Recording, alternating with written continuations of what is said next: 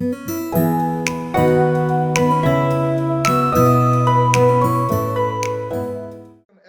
I'm really excited to kick off this webinar. We want to welcome you to Accelerating Your Healthcare Workforce with Verifiable Credentials. What a big long name for a conversation, which I hope you'll all find really interesting. I'm joined today by a marvelous panel of leaders from different organizations who have been working together in a collaborative effort under the title SkillsONWARD to drive the adoption of verifiable digital credentials in the healthcare space. That's a lot of big words, but we'll be breaking that down for those of you where many of those terms are new for you, and hopefully excite you about this work that we're doing and get you all engaged in it as well. My name is Eitan Bernstein, and I'm one of the founders and head of ecosystem at the Velocity Network Foundation. Velocity Network Foundation is a nonprofit membership organization which was set up a number of years ago by many work tech, education, background screening, staffing, and other players in the industry to collaborate together around driving the adoption of verifiable digital credentials. For those who have not heard that term, verifiable credentials, a really simple explanation. Think about verifiable credentials just as a new format. We all know we can send resumes or information in a Word document, in a PDF, maybe using email or HTML, right? But all of those are basically self-reported information. We know that when receiving those, we have the challenge of having to verify that information.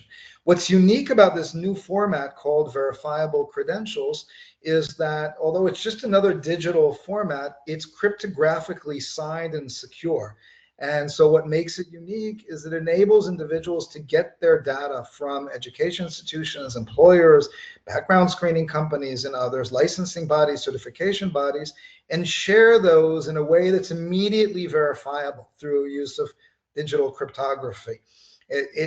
Many of us use similar type of technology when we board an airplane using our Apple Wallet or Google Wallet, right? The boarding pass in a digital format, or when we go to a show and use a digital ticket that we've included in our phone. So think of having all of your education, employment records, certifications, licenses, and so on in the same kind of format that can be shared digitally from your phone as easily as presenting a boarding pass at an airport, and then being able to have the employer or background screening body be able to verify that within a second and then make better decisions, reducing a lot of friction and also dealing with challenges that the industry has with fraud and trust. And that's what we'll be talking about today with our panel of participants. With us, we have representatives from HCA Healthcare, from PreCheck, from Employ, and from Galen College of Nursing, which they'll all introduce themselves in a second as we get going. So with that, let's dive right into this. And I'll start with Mike Andrews from HCA. So Mike, please introduce yourself. And in case there's anyone who doesn't know HCA, can you say a word about HCA as well? Sure, thanks, Eitan, and hi, everybody. Yeah, my name is Mike Andrus. I'm the VP of HR Operations and Technology here at HCA Healthcare.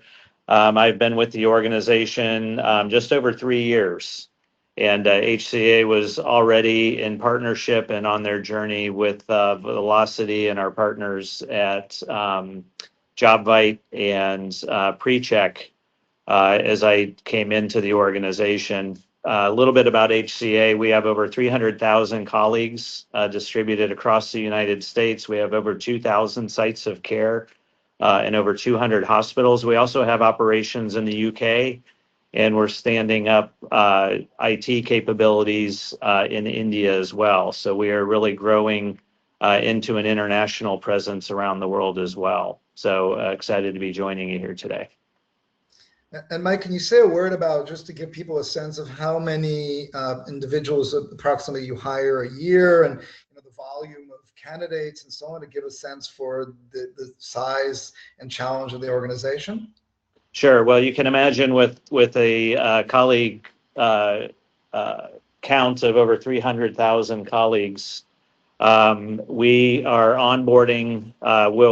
We're recruiting about 3.5 million candidates that we're touching at any point in time through our recruitment process, but we are onboarding about 100,000 individuals a year, which, you know, you can break that down into monthly and weekly volumes. So our ability or our need to really take as much friction out of that recruitment cycle, and in particular, really challenging ourselves on how do we onboard those colleagues faster. So we're constantly looking for opportunities to take friction out of that, which again led us in our interest to really partner with those of you here on this call to understand what the future capabilities are and to start making investments today to streamline that process.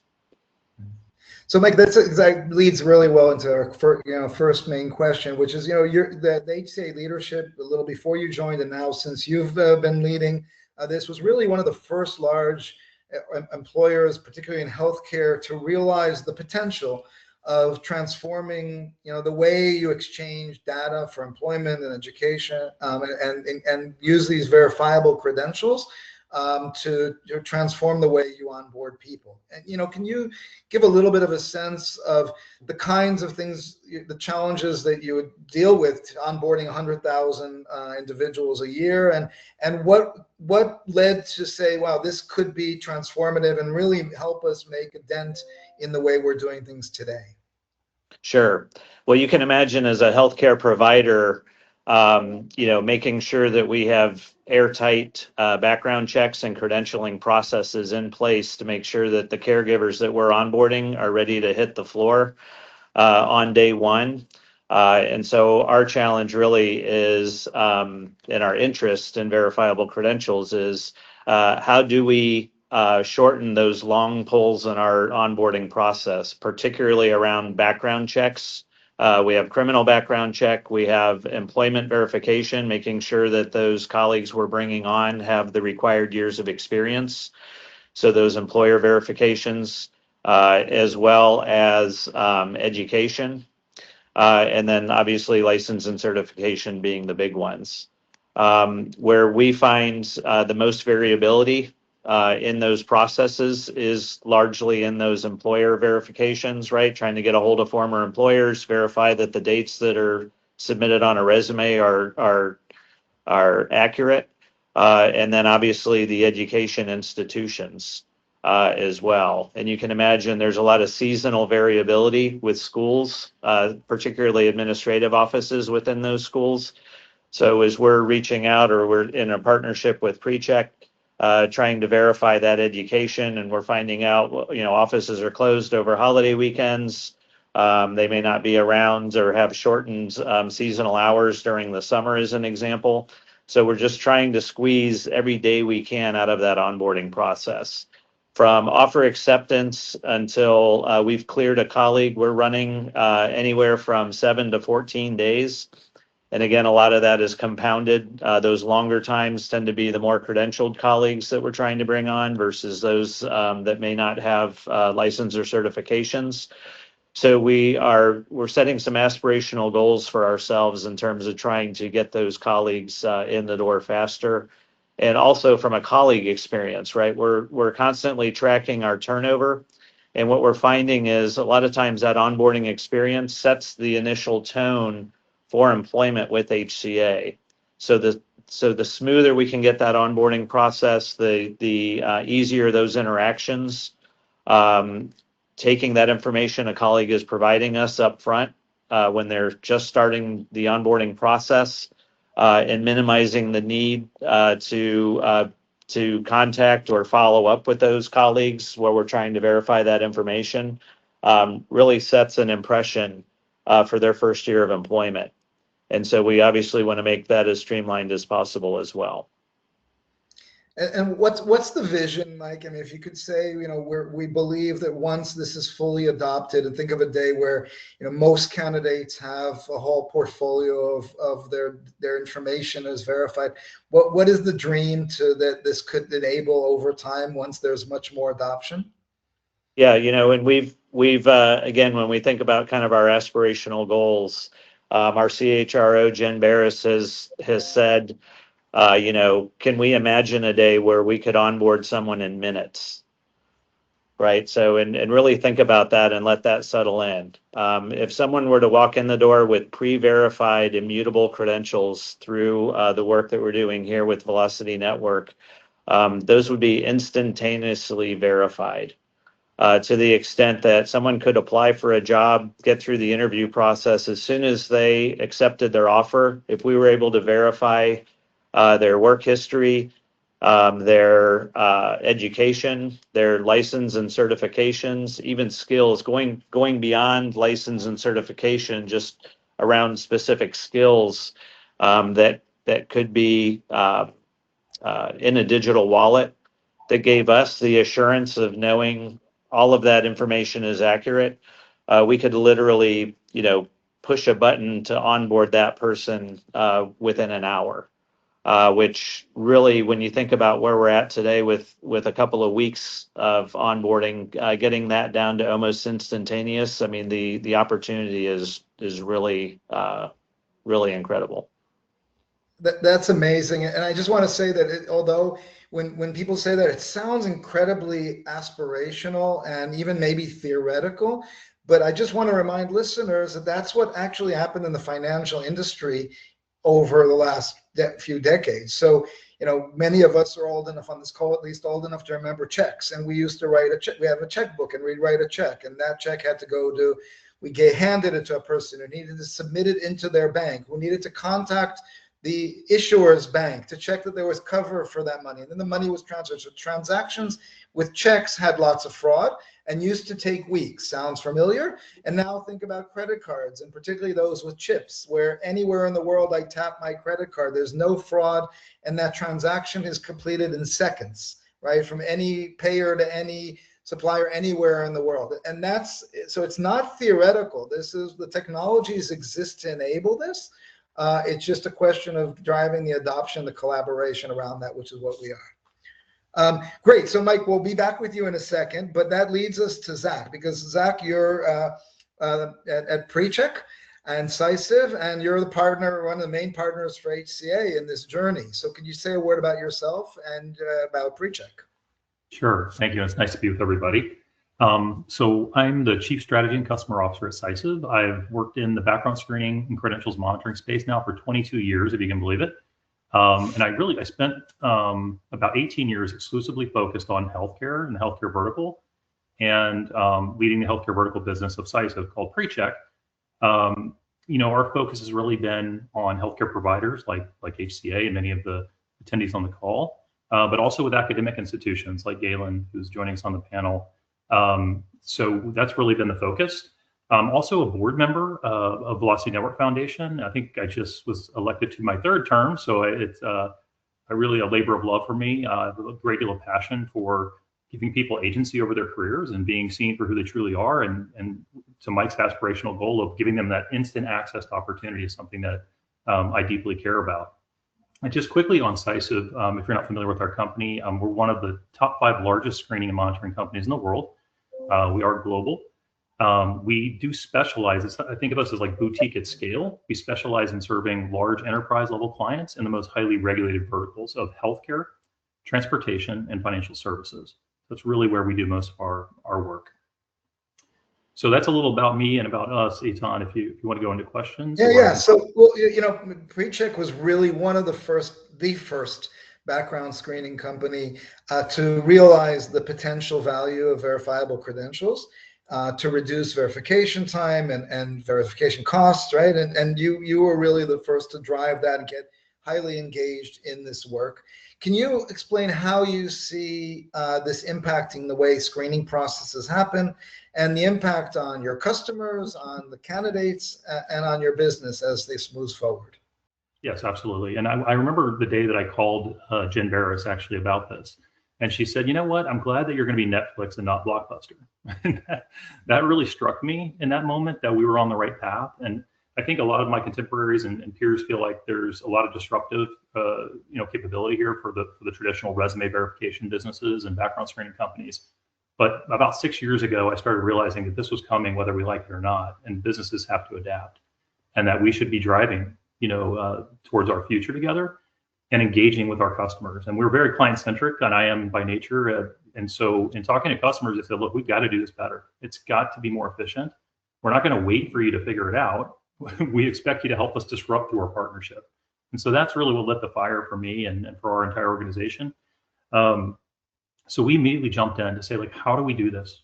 What is the future going to look like? So I believe the future may be something like background screening companies have no platform. We fully integrate into the HR tech stack of our customers, and we curate an experience for every use case where you need to verify credentials or information about someone, or if you have to go dynamically pursue risk mitigating things like criminal records and sex offenders and license verifications and credentials that need to be renewed and monitored and can change, sanctions and the different things that really protect our customers against both identity fraud and credential fraud, as well as patient safety and staff safety.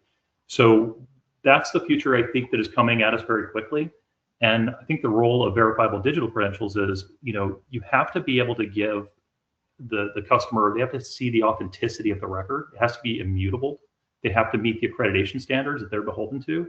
And so I think we still play a central role where we sit on the continuum to say, look, we're going to give you that authenticity. We're going to give you a seamless experience for your candidates to be able to just quickly digitally share credentials into our candidate concierge process and provide that instant verification that Mike talked about. But then also, you're going to see more and more benefit as we're innovating around criminal record and criminal data acquisition and getting things much faster so that the long poles in the tent get solved by verifiable digital credentials, and our innovation in our own industry where we're investing heavily gives near instantaneous results around the risk mitigating elements. So to me, the magic is when those things come together. That's when Mike goes and Jen goes and they celebrate that they're bringing somebody on the same day that they accepted an offer, and they're at the bedside the next morning. And that's great for the nurse, that's great for the patient, that's great for HCA and all of our customers. So that's why we're very passionate about this. And we understand that it may disrupt parts of our, how we generate revenue as a business. But I think that we need to create dynamic pricing to our customers, that when we find lower cost ways to acquire information, and we can be the best curator of the information in the most compliant way for those use cases. They will still want to rely on us and not move decision-making up into the recruitment apparatus or downstream of our process and get into compliance entanglements that will still be very challenging, I think. So I'll stop there, but that's how we see it. I could talk about the roles we're playing today if you want to go into that. Yeah, so that's where I was gonna transition to. So this isn't theoretical, right? PreCheck has actually already fully implemented verifiable credentials into your processes in two ways. One is candidates who already have verifiable credentials can share them with you as part of their onboarding and sharing of data, but also at the end of the process, you act as what we call a notary issuer, and you actually give those candidates verifiable proof that you've done primary source verification. So those are two really important aspects. Could you tell a little bit more about the candidate experience in those both cases, what you're learning from that, how that's impacted your processes and the service that you're able to give HCA? Sure. So it's no longer theoretical, to your point, but it's still early days, and we're very excited about getting more adoption so that we can start to measure the impact of that. But I would say that in our candidate experience is very, very important to us because it's important, as Mike said, to our customers. We wanted to first do no harm in the process. So our first rule was don't make it take longer, don't add extra steps that are going to be clumsy for the candidates. So we did that. We integrated away with a QR code where they can scan, and if they have a Velocity-enabled wallet, we're wallet agnostic, by the way, so we don't have to play the wallet, game of who's going to be the biggest wallet to adopt. As long as they use the utility layer on Velocity Network, we have that interoperability, and we can pull through those records very quickly. And so the experience for a candidate is their smartphone pops up and says, "Would you like to share your credentials with PreCheck CISA?" And they can decide. It's self-sovereign, so they can decide what they want to share and what they don't. So for this use case, they're saying, oh, it would be very valuable to share my education, my employment, and send it over to them. We make sure we have the right person and verify their identity, which is also an immutable attribute within their digital wallets before they can get those career credentials. So we're doing all of that instantly, essentially with a click and a point from a candidate, which they do every day in every other form of life and shopping on Amazon and banking and MyChart and all the other work they're doing. So it's very simple for the candidates, and we survey them, by the way, and they like the experience. And they share with us. So when they do, it goes into basically the same pathway in our operational units as like a primary source verification would happen. So it still meets the same high standard of care through the governance model of Velocity Network Foundation. And now we have a new way to primary source verify elements. And that means that we have everything they told us they did on their resume that came over with our ATS integration. And then we compare that to the payload, the JSON payload that comes over instantly. And when those match, we have an instant verification. We've already seen this in production. It's a small number that are coming through because we don't have enough density in wallets for our candidates coming through yet.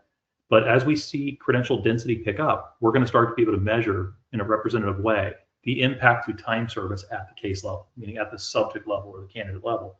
And that's, I know, what Mike is really covets and our other clients on this call. So we're thrilled about that. We're going to be as transparent as we can be with the market about the data that we're seeing and be very honest about the impact to those time services, which I know our customers are eagerly awaiting. And you didn't mention it yet, but you also act at the end of the process. Once you've done a primary source verification, you issue credentials as what we would call notary issuer.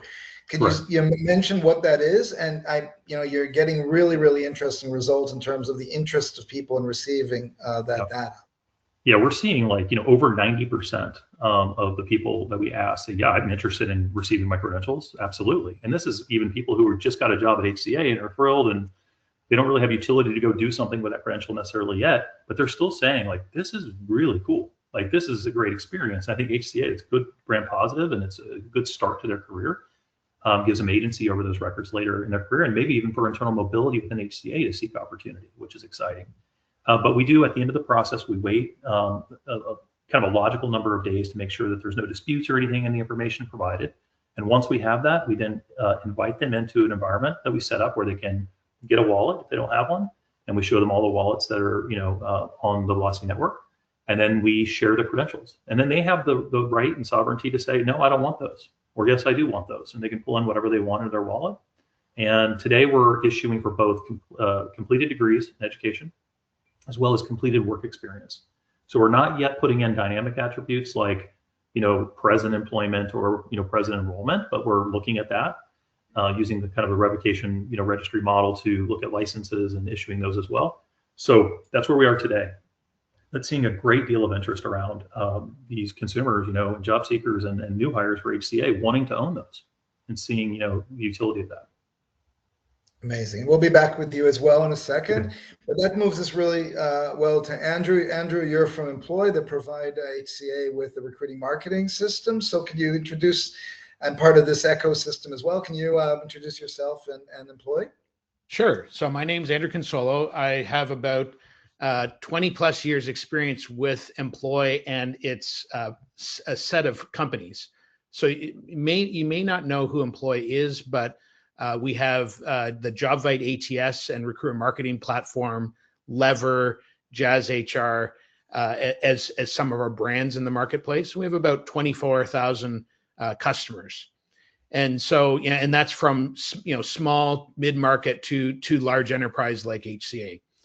And in terms of what we provide, we're providing the front door career site and application process for all of HCA's, 3.5 million candidates that they're recruiting in a year.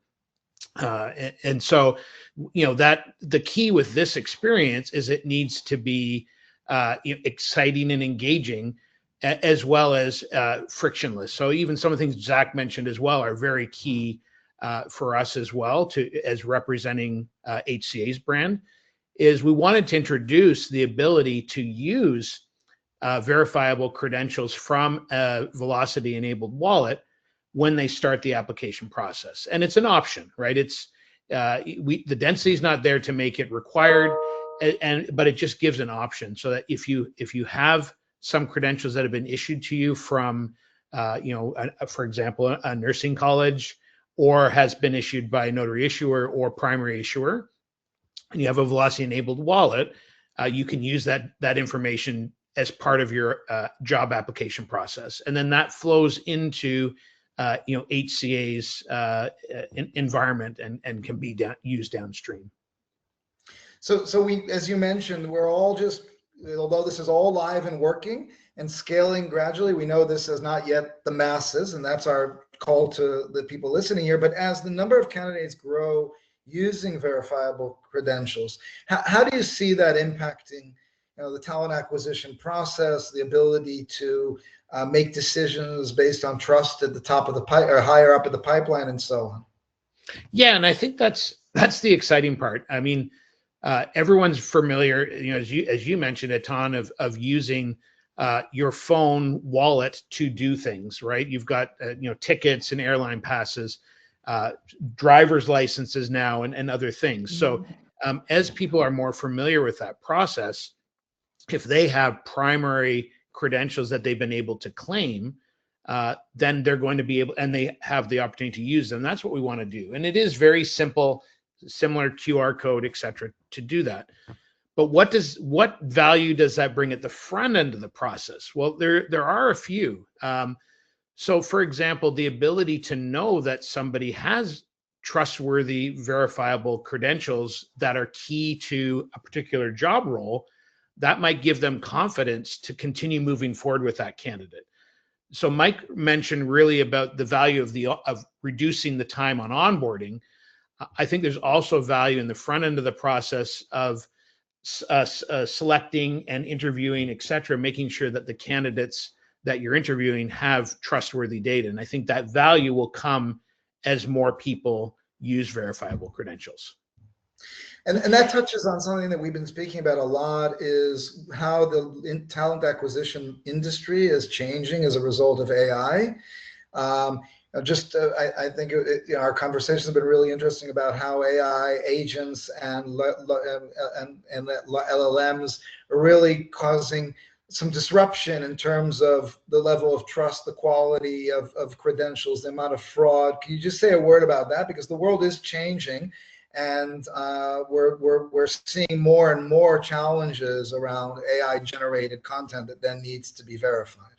Right. And I think, starting, the resume has always been somewhat of a marketing document, right? And recruiters and hiring managers all know you need to take what's on a resume with a grain of salt, right? You have to have skepticism, right? That's always been the case for as long as the resume has existed. What's changing now is with generative AI and agentic AI is that there is something making up information to align somebody's experience with what the job requires. And this is done without the candidate's knowledge. So while the candidate might market themselves in a certain way, might bend the truth a little bit, with agentic AI, it's being done without any of their interactions or knowledge. And so what our customers are seeing is an explosion of candidate applications that look very qualified for the role. But as soon as they start to talk to the candidate or dig into the information, they realize that it's all fake and generated. And often the candidate doesn't even know that they're oblivious to this. So this challenge really is exposing that the value of verifiable, trustworthy data is key. That if we have that up front, that reduces the noise. You could focus on the candidates that have that trustworthy, verifiable data, and then engage those candidates further in the hiring process. Right. That's marvelous. And I think one of the things that we're exploring as you look at how this could emerge is, instead of a 1-2 page resume, which is a marketing document, right? And it's always been a 1-2-3 page because it's something a human being can read.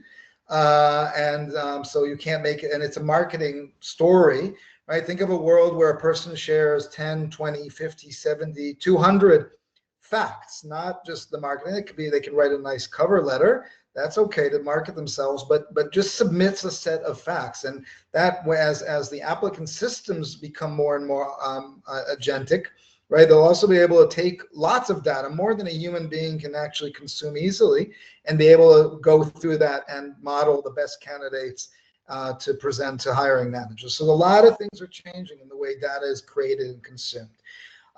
Thanks, Andrew. We'll be back with you in a second too. And so, Audrey, that brings us to Galen College of Nursing, and you guys are actually the ones building these professionals as they're starting their careers and entering the workforce. So tell us a little bit about yourself and about Galen.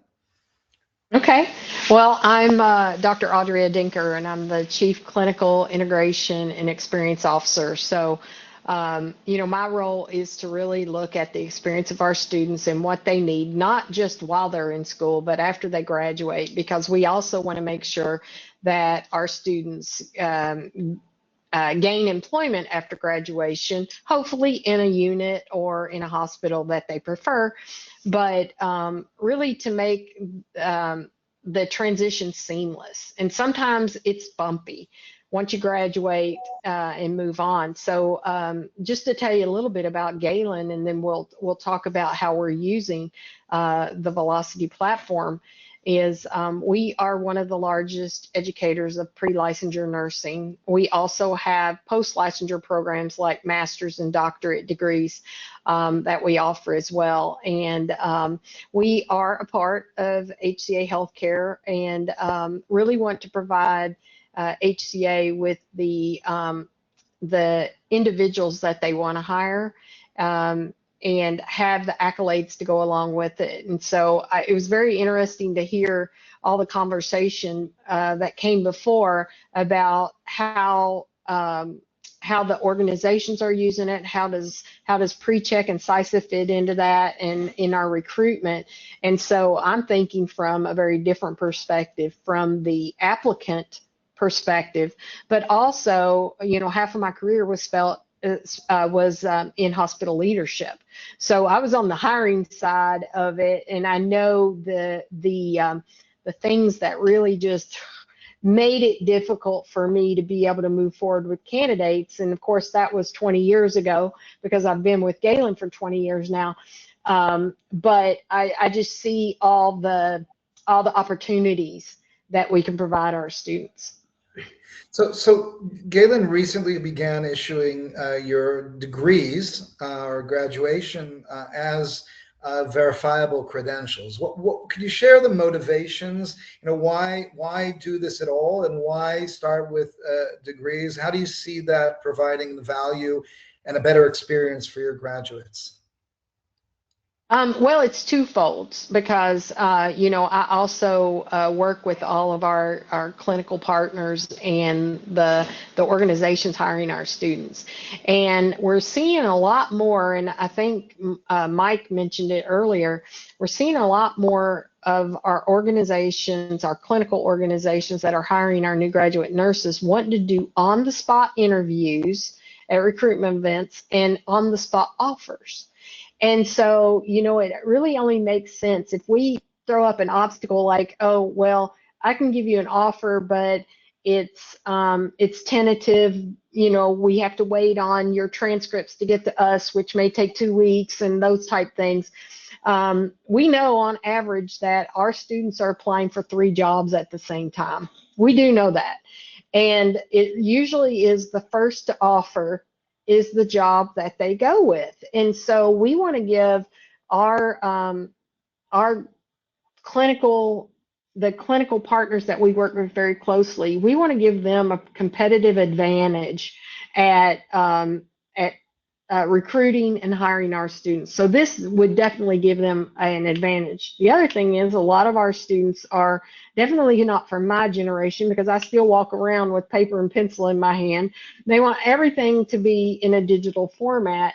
And so this actually allows them to have what they need to either apply for a job, or like, Andrew was talking about the license. I actually just downloaded my digital license from the state of Kentucky, and I'm like, okay, how does this work? And I used it at the airport, and it actually worked. So, we want to be able to provide our students with what they want, and they do. They want to be able to control their lives from a device, and this allows them to do that. Perfect. And so you started with degrees, but I know that you're already starting to contemplate adding additional types of information throughout the program to your students and graduates. So could you share sort of your thinking about what you might want to add, why, what are the considerations in expanding what data you put into the hands of your students and graduates? Well, I know as a hiring leader in a hospital that I wanted to hire the best of the best. I felt like my patients deserved that, and it was really hard. I'd have new graduates bring in this paper portfolio that in an hour's time I was supposed to kind of thumb through and see, and it's impossible.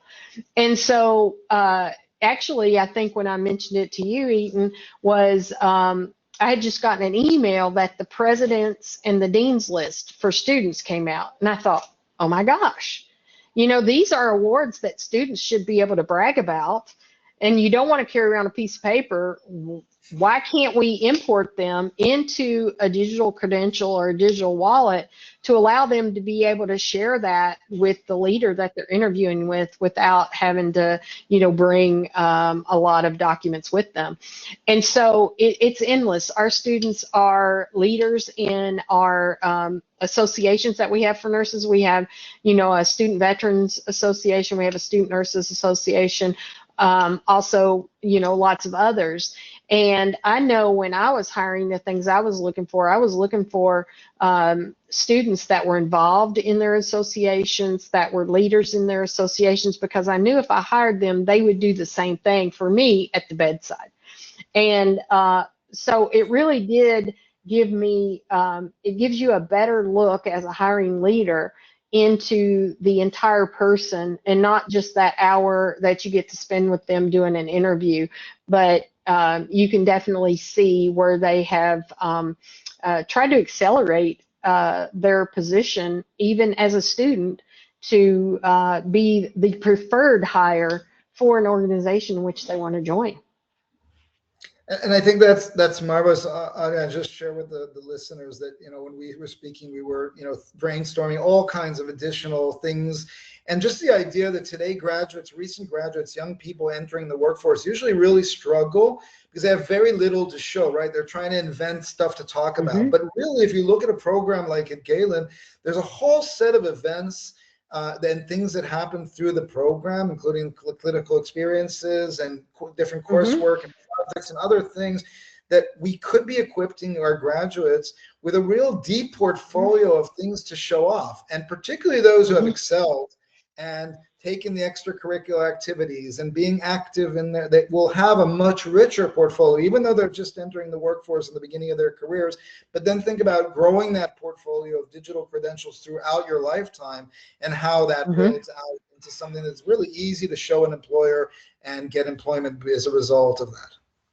Yeah, and if I could just add, we know every clinical site that our students do a clinical rotation in. And I know it would be great that if we could share maybe where they did their clinical site at some point, and as the hospital, I could say, well, they did clinicals on 2 South. I'm going to check with those 2 South leaders to see if they remember this student. And then if you hire them into that same unit, they obviously already have some experience there. They know some of the people. The transition as a new graduate could be much, much easier. So I see this as an endless tool of opportunities for our students. I just have to share very quickly, at one point when I was hiring a nurse on my unit, she brought in that she was the #1 seller of Girl Scout cookies. And she was very proud of that fact. And like you said, a lot of our students are younger. They haven't had a chance to build that portfolio to say, oh, I've done this or I've done that. They don't have work experience as a nurse because they're a new graduate. This allows them, it gives them a leg up. Yep, and so an executive I was speaking with a few months ago gave me the example that, when they see someone on their resume, they were the captain of the rowing team and was getting up at 4 o'clock in the morning in the winter and freezing to get their team out into a boat on the lake or river. That's meaningful to them, and it says something about them. So it's not just the pure academics, but it's a lot of facts that we collect about people over their lives that can be really impactful in making better hiring decisions.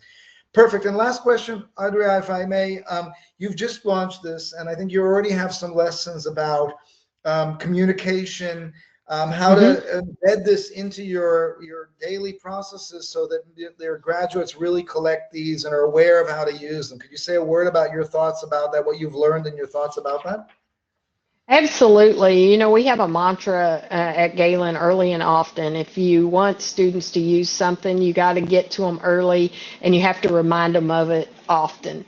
And we all know the principles of advertising, how many times people have to see something before they adopt it. And so our students are no different. And so we did very little, I guess you could say, advertising of velocity. And what we found was that we got the results that we should expect if we didn't do a lot of information sharing and those type things. So we've taken a different stance and a different look at it. And we actually have an individual on each unit. They're called the campus engagement specialists, that we've actually given it to them. And now we're going to include it in their very first orientation before they start school with us. We're going to remind them of it as they're going through their program at different intervals. That way, they opt in to allow their digital credentials to come into the wallet so that they can share it with employers after they graduate. And also, there are, like we talked about, I'm on the dean's list, I'm on the president's list along the way that could be uploaded into the system as well. And so, our students get hired with healthcare organizations prior to graduation as externs or as nursing aides and things like that. So it actually could help them get a job prior to graduation with an organization like HCA, which is very supportive of externs and nursing students while they're in school. Great. So now I'm bringing you all back. Thank you. And I'm bringing you all back because I hope that anyone listening to all four of you gets that this is an amazing thing, right? I think we've explained from all of the different perspectives why this is valuable for the employers, for the education institutions, for the individuals themselves, and why the partners providing these services see this really upgrading them. But let's put the challenge on the table, right? The challenge is scaling this up, or what we would call the cold start problem. When there is sufficient adoption, or I think, Zach, you used the word density, when there's enough individuals, enough organizations like Galen issuing credentials, enough individuals who have a wallet full of their digital credentials, and enough organizations receiving those credentials, we can completely see the value of that. But the challenge is really getting there. I like to call it the chicken, egg, and rooster problem, right? We have a three-sided network. We need everyone working together. And that's really part of the call to action to a lot of the other organizations listening here is this is a community thing that the more participate, the more everyone benefits, and all boats rise when an incoming tide. So your organizations are obviously leading this and have already jumped into the cold water and have taken responsibility to move this forward. But what are your thoughts about how adoption can happen? And how, when you think about how we drive this forward and really get density, so we have a lot of individuals in healthcare with these credentials, how can we make that happen? So, Mike, I'll start with you. Yeah, Natan, the rooster, the chicken, and the egg conundrum is really, it's a supply and a demand. And I think the more employers that are offering and asking about digital credentials, right, as we're engaging with our candidates, as we're bringing them through the onboarding journey, as we have partnership with CISIV and with JobVite, where we can get that in front of applicants and just drive that curiosity to say, well, if HCA is a leading healthcare organization and they're asking me if I have a digital credential to share that could actually expedite my onboarding process, that word spreads. And so I think on the employer side of the house, kind of this call to action for other employers to really join in exploring this as an opportunity. As Dr. Denker mentions, every applicant out there is talking to multiple employers while they're on their job search. And so HCA is really looking to uniquely position ourselves to separate ourselves from other employers to offer a fast path to onboarding for applicants or new candidates coming into our doors. And so, we operate in very few markets where we don't have other large health systems operating within those markets as well. And so that competitive advantage is something we're really leaning in on. So, selfishly, I would love to continue to keep HCA positioned in a lead position around the ability to take this in.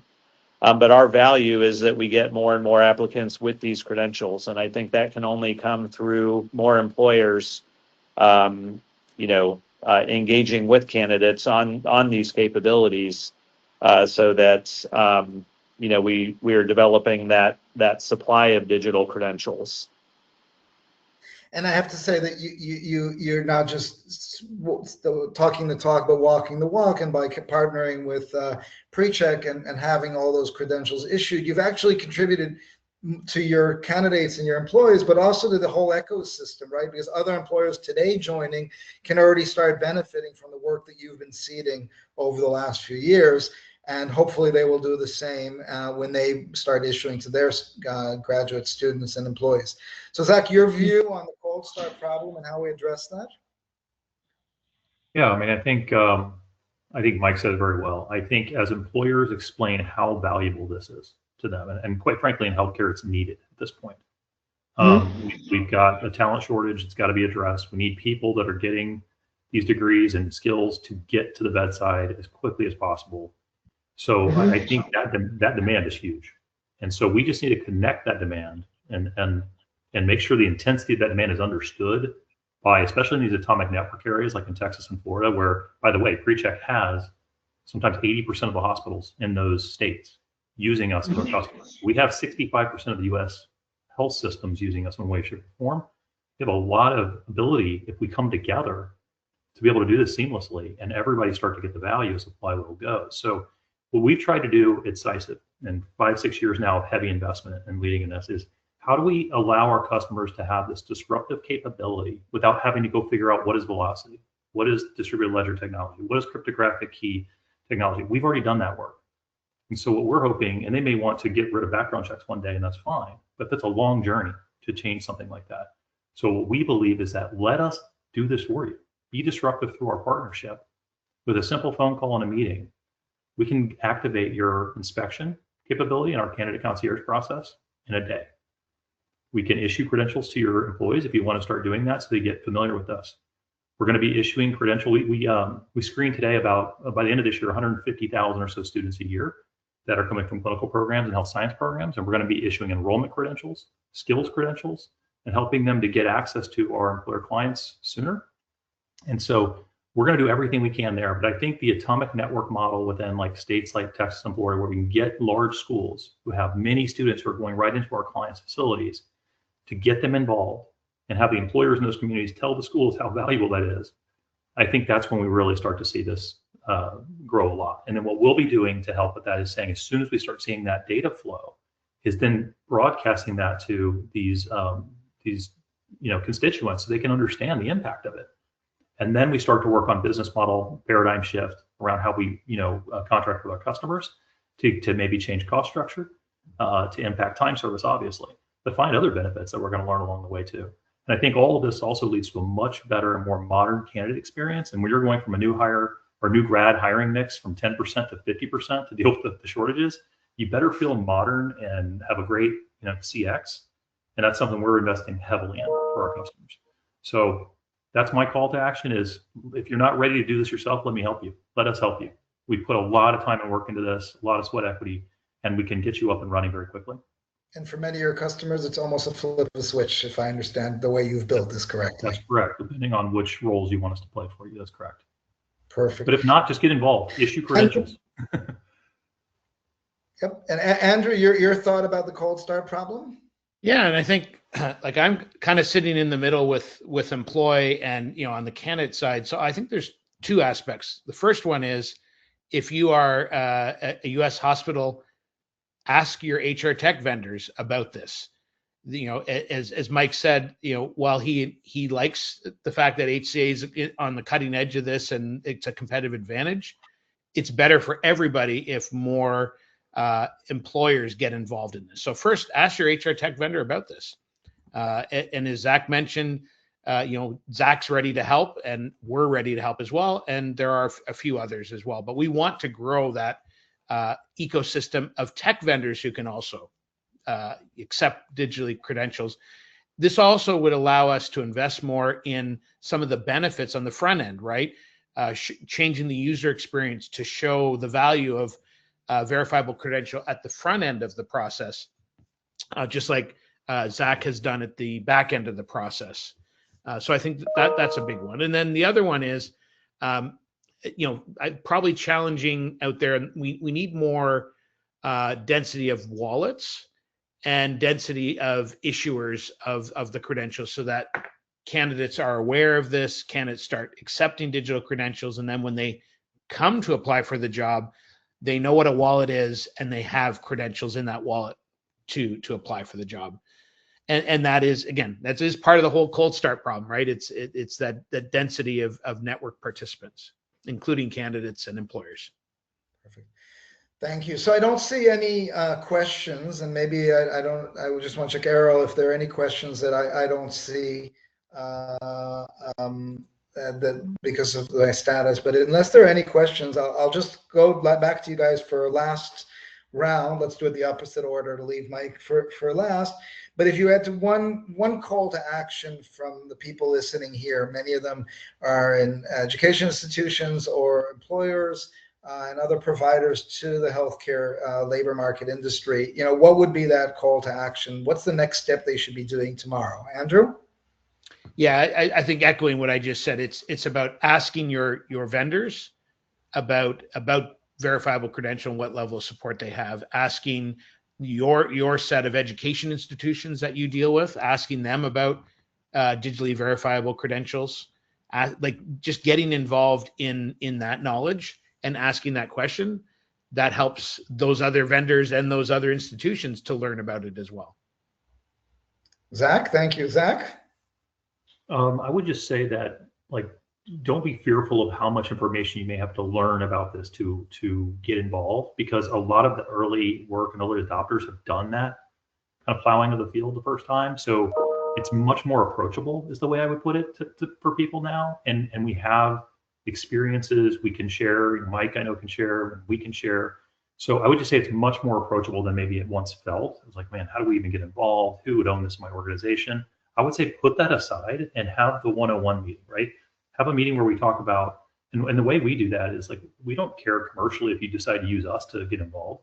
What we care about is that our customers are getting access to this and are going to be able to, help to drive this ecosystem impact that's going to benefit so many stakeholders, including, candidates and students. So we'll just say, do that initial meeting. Let us set up a pilot for you. Find a way you can issue credentials to your employees or your new hires. And urge the schools, and if you're a school, I urge you to look at issuing your degrees digitally on this utility layer. And if you're, have schools all around you sending clinical students in for rotations, urge them to get involved and issue, these credentials. I think if we work that way together as an ecosystem play, we'll see the paradigm shift really start to move a lot faster, and we're all going to benefit from it. Mike, I'll let you answer that. So call to action. You guys have gone all in, done your part. I assume you would like to see your peers being part of this ecosystem as well. Yeah, I would say that, on the demand side, as an employer, demanding, but that requires then also reaching across to the supply side. So, getting involved, and I know, Atan, you've really leaned in and are networking with organizations on the issuing side of this. Galen's a perfect example, right, where we've engaged with an education institution to start issuing digital credentials. The work that the Velocity Foundation has done with NCSBN, right, in terms of nurse licensing. So really, any opportunity as an employer where we can lean in as HCA, partnering with other employers to really start to drive the supply side of that as well. So that would be, local institutions. If you're hiring from particular schools, Zach mentioned Florida and Texas. We have large presence in both of those states. And I know those partnerships, we've engaged in dialogue with institutions there to start issuing digital credentials, just like Galen's doing. They've set a great example for the rest of the industry. So I think it's getting active and reaching across the aisle, so to speak, to those issuing agencies or those issuing bodies to inspire them to not be the blockbuster of the era right now, as Jen mentioned, to pre-check, right? Adopt the digital platforms, remain competitive in the industry, set yourself apart as a differentiator. And I think, even from an operational perspective, I think there's operational efficiencies that can be had within these issuing agencies, right? I mean, printing paper and sending emails is last decade kind of technology. And so as an employer, we're reaching out to those issuers as well, and hopefully inspiring them to get with the times. Thank you. And thank you, Mike. And Audrey, are you back? Can you hear and give your perfect? I can hear wonderful. you. I think you all can hear me. We hear you. We hear you. We were just finalizing a round of call to action. What is your, to those here, particularly in other education institutions, but in general, what is your call to action? What is you suggesting they do as a next step?